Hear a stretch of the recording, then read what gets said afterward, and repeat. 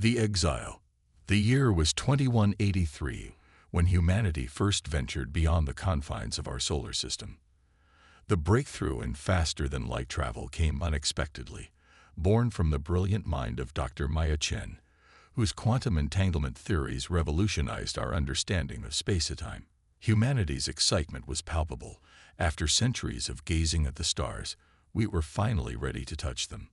What we didn't expect was that we weren't alone in that vast cosmic ocean. 6 months after the maiden voyage of the ESS Prometheus, humanity made first contact with the Eralaxian Cooperative, an alliance of 17 sentient species spanning over 300 star systems. The revelation shook Earth to its core. We were neither the first nor the most advanced civilization in the galaxy. The Eralaxians introduced humanity to the Galactic Council, a governing body comprising representatives from all major spacefaring civilizations. At first, the Council welcomed humanity with cautious optimism. Our art, music, and cultural diversity fascinated many species. Our tenacity and adaptability earned grudging respect. But beneath the diplomatic niceties, tension simmered. Humans are unpredictable. Council Elder Zixthar of the crystalline Thessarian race declared during a closed session, "Their history is drenched in warfare. Their biology is aggressive. Their technology develops at an alarming rate. They must be monitored closely." Despite these concerns, humanity was granted provisional membership in the Council. Trade routes opened, cultural exchanges flourished, and human colonies began to spread to nearby star systems. For a decade, it seemed that Earth had finally found its place among the stars. Then came the Proxima incident. The human colony on Proxima Centauri was struggling with agricultural sustainability. Earth scientists proposed using a modified terraforming technique to adjust the planet's atmospheric composition, a technique that had worked successfully on Mars. What the scientists didn't know was that dormant beneath Proxima's surface lived microscopic organisms called luminary, considered sacred by the ancient Koroloth species. The terraforming process disrupted the luminary's dormancy cycle, resulting in the extinction of an entire generation of the organisms. To the Koroloth, it was an unforgivable sacrilege. To the Council, it was proof of humanity's recklessness. "We granted humans access to the stars," thundered Koroloth ambassador Ren Tak before the full Council assembly, his iridescent scales flashing with rage. "And they repay our trust with desecration. They must be contained before they destroy more of what they do not understand." The Council deliberated for 3 days. On the 4th, they delivered their verdict. Humanity was to be quarantined within its solar system. All human colonies beyond Sol would be evacuated. All trade and information exchange would cease. A blockade of automated sentinel ships would be positioned at the edge of the solar system, programmed to destroy any vessel attempting to leave. Humanity was exiled from the stars. The news hit Earth like a supernova. Riots erupted in major cities. The global economy plummeted as corporations that had invested in interstellar ventures collapsed overnight. Political leaders who had championed cooperation with the Council were ousted. For a brief, terrible moment, it seemed as if humanity might tear itself apart in rage and despair. Then, in humanity's darkest hour, an unlikely leader emerged. Admiral Helena Diaz had commanded Earth's first diplomatic mission to the Council. Now retired, she addressed the United Nations in a speech that would be remembered for generations. "The Council has judged us," she said, her voice steady despite the gravity of the situation.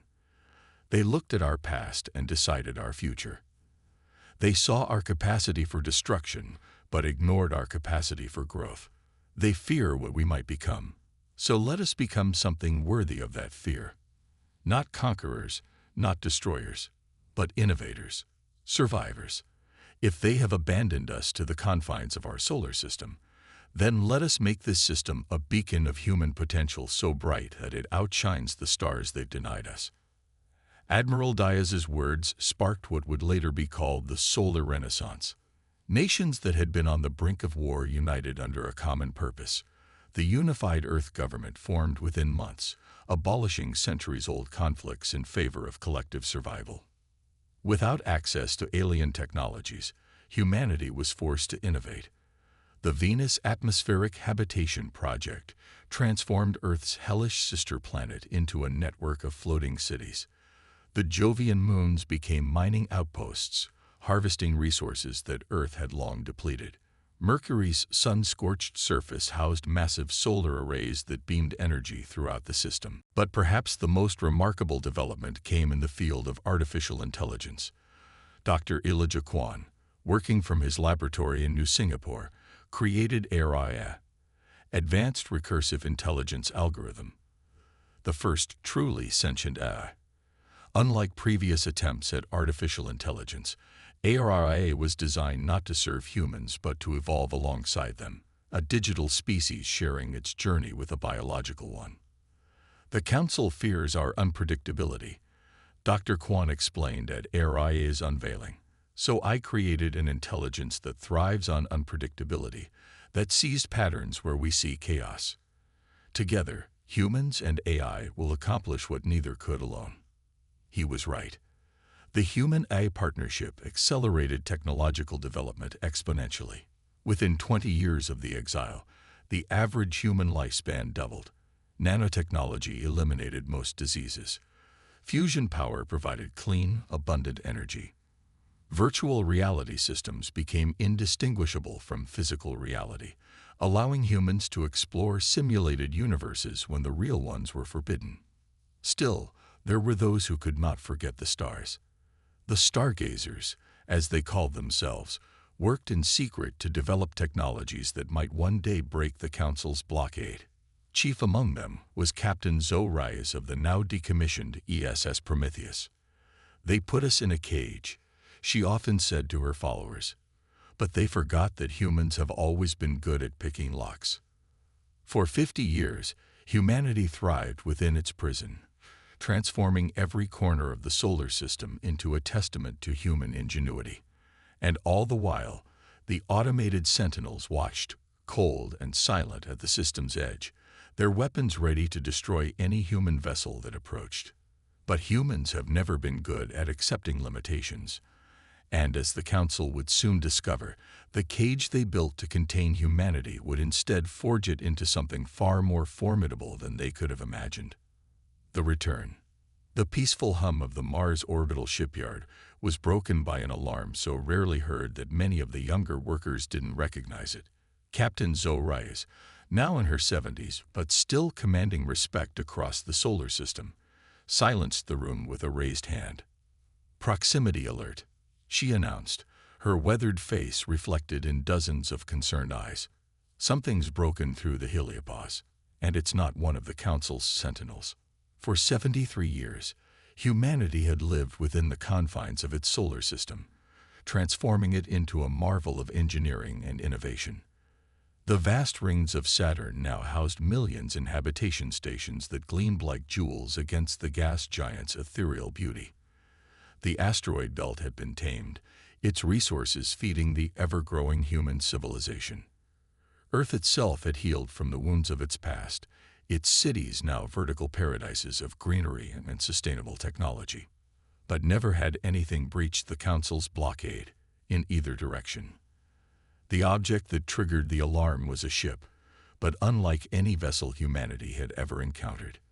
It moved erratically, its hull pockmarked with what looked like blast damage. More alarming was the fact that it had somehow slipped past the Council's sentinels without triggering their weapons. "Open a channel," Reyes ordered the communications officer, a young woman with neural implants that allowed her to interface directly with the shipyard systems. The response was a burst of frantic, untranslatable speech. The ship's pilot was clearly in distress, but the language was completely unknown to human linguistic databases. "Error." Reyes called out to the AI system that permeated every aspect of human society. "Can you make sense of this?" The AI's holographic avatar materialized beside Reyes, a shifting pattern of light that had become the recognized face of humanity's digital partner.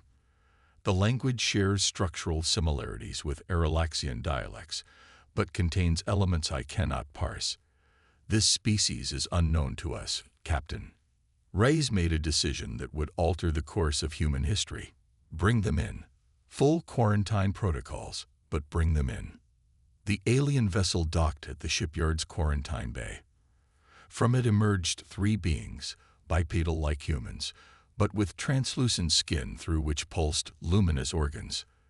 They were injured, their bodies leaking a phosphorescent fluid that ARIA identified as their equivalent of blood. Through a painstaking process of linguistic analysis, ARIA established basic communication. The aliens called themselves the Novelli, a species from a star system near the galactic core.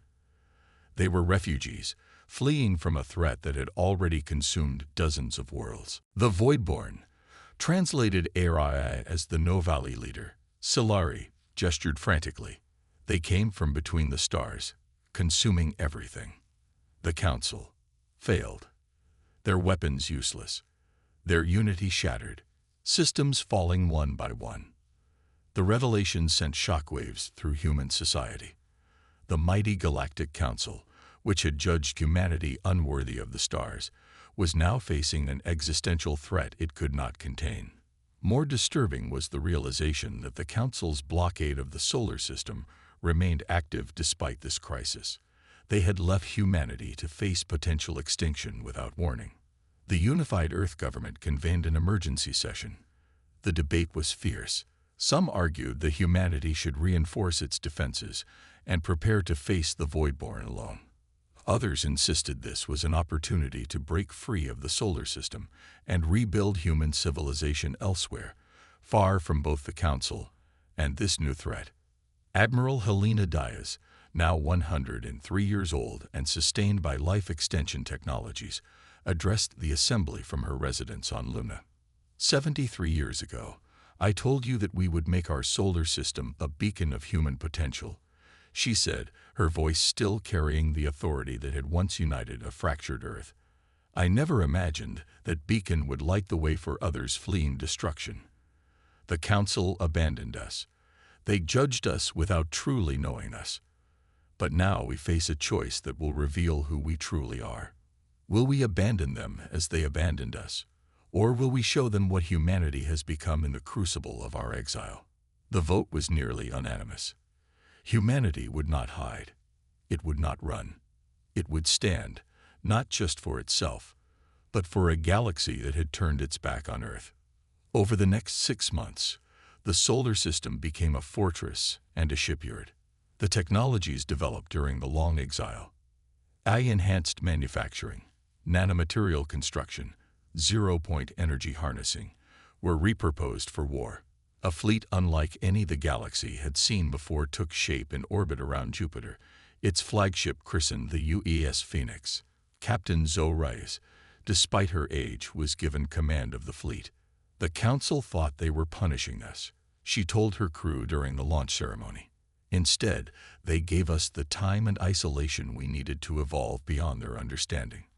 Now we'll show them what humans do best: survive, adapt, and overcome. The fleet's first challenge was breaking through the Council's blockade.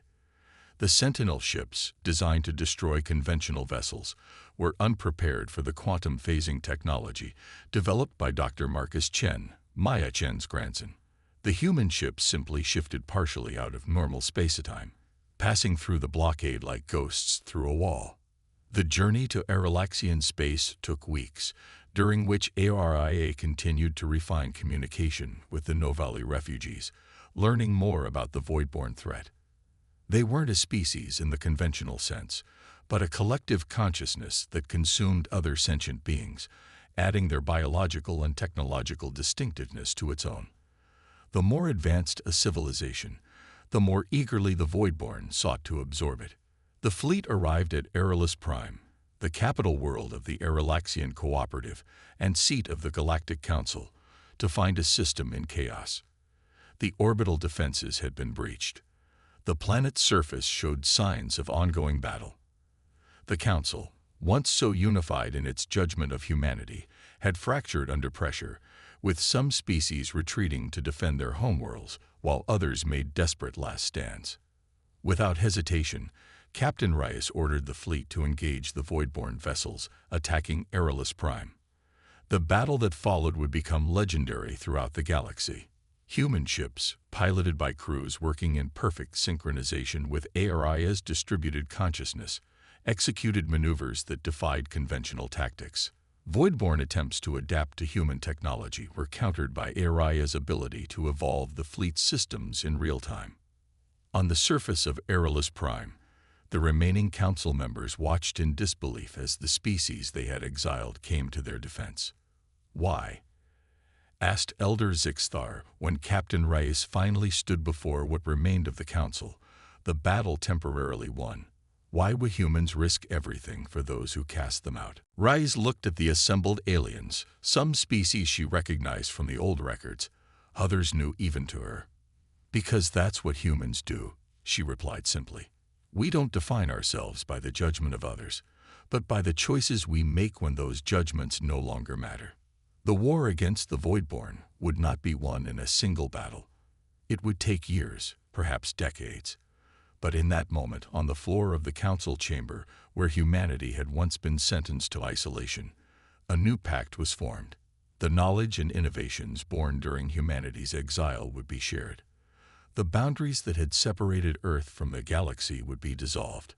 The Galactic Council was reconstituted, with humanity not merely admitted but recognized as equals. The quarantine was officially lifted, and ships from throughout the galaxy were welcomed into the Sol system to witness what humans had built during their long exile. Admiral Helena Diaz lived just long enough to see the first alien delegation arrive on Earth since the quarantine. As a gesture of reconciliation, it was led by none other than Ambassador Rentak of the Korloff, whose outrage over the Proxima incident had been a catalyst for humanity's exile. "You have proven us wrong," the ambassador admitted, his once bright scales now dulled with age. "We feared what humans might become if allowed to spread among the stars. We never considered what you might become if forced to look inward instead." Diaz, in her final public appearance, offered a response that would be inscribed on monuments throughout human space. "The stars were never our birthright. They were always a challenge, one that we were determined to meet, whether invited or not. The galaxy tried to forget humanity, but instead, it gave us the time we needed to become unforgettable." As the Voidborn threat continued to push closer to the core systems, humanity stood ready, no longer exiles, but guardians of a galaxy that was only beginning to understand the true potential of the species it had once feared. The Council had banned humanity from the stars, thinking they were containing a threat. Instead, they had forged humanity into its greatest hope. In the darkness between the stars, the Phoenix fleet prepared for another battle, its human and AI crews united in purpose. They fought not for vengeance against those who had wronged them, but for a future where no species would face extinction alone. They fought because, despite everything, humanity had never lost its most essential quality, the ability to look into the abyss and see not an end, but a beginning.